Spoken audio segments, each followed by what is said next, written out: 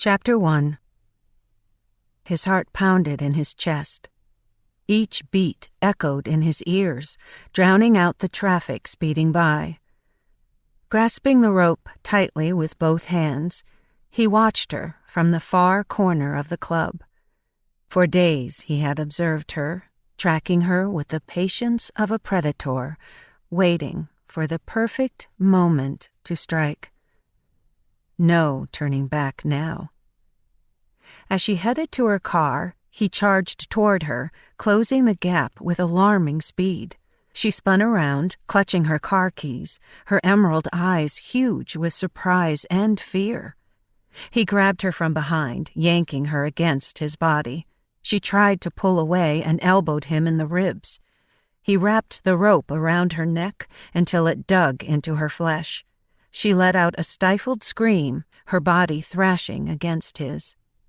Long manicured nails clawed at his black gloves, scratching at the thick leather, attempting to tear through the protective barrier.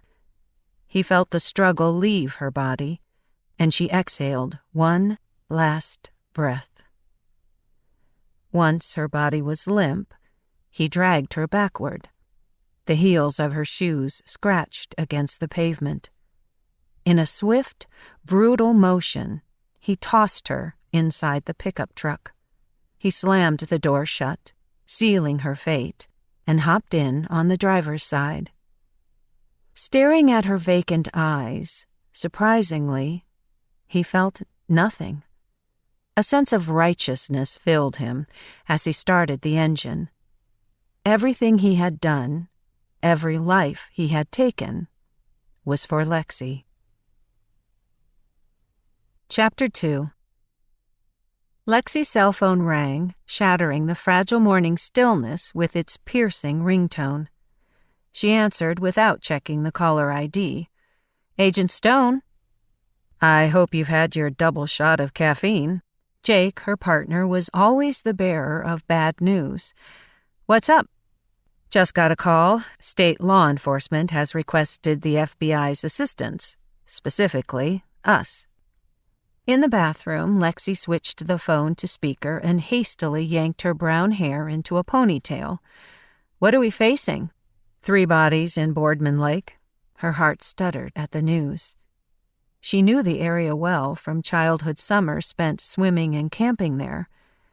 They were about to be drawn into a major investigation, and she braced herself for what might be waiting for them at the crime scene. "Possible serial killer."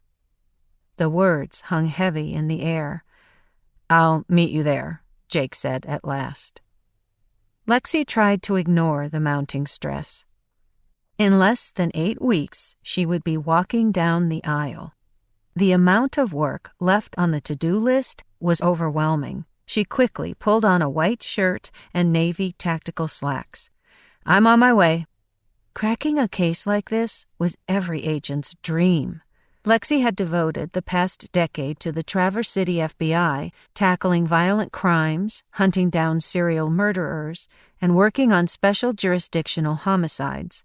She and Jake were an elite duo, 2 of a small percentage of agents who specialized in serial murders. Lexi didn't want to think about the backlog of paperwork stacked on her desk or how her plans for the day had just been tossed out the window. They would be under immense pressure to apprehend the killer before he struck again. With her extensive training at the FBI Academy, a master's in forensic psychology, and her natural talent for profiling and reading body language, she was born to hunt down bad guys. It was her calling, in her DNA, passed down from her father, a retired agent. If they were dealing with a serial killer, she would find him and bring him to justice. The aroma of freshly brewed coffee led her to the kitchen to find Adam in a white t-shirt and gray sweatpants, cooking bacon and eggs. This was their only time together, the weekends, the rare moments when their worlds intertwined. Service always came with a cost. Guilt twisted her throat at the thought of disappointing him again.